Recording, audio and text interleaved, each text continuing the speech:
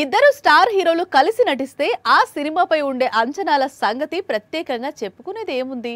ఇప్పుడు అలాంటి crazy multi starrers ను వరుసగా సెట్ చేస్తున్నాడు మెగాస్టార్.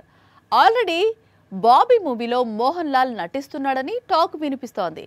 ఇప్పుడు మరో స్టార్ హీరో నటించే చిత్రంలో పవర్ఫుల్ రోల్ చేస్తున్నారట.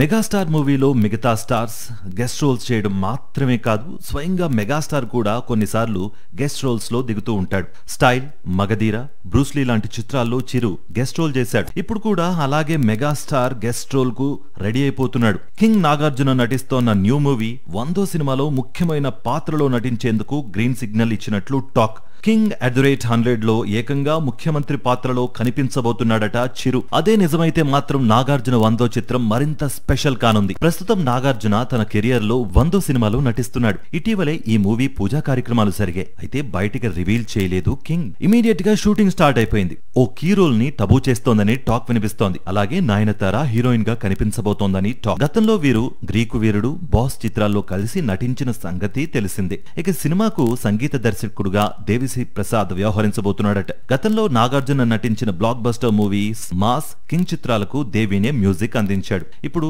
సెంచరీ ఫిల్మ్ కు పుష్ప మ్యూజిక్ డైరెక్టర్ మరోసారి రంగంలోకి దిగబోతున్నాడు. ఎప్పుడైనా ఎక్కడైనా మీ చేతిలోనే వార్తా ప్రపంచం.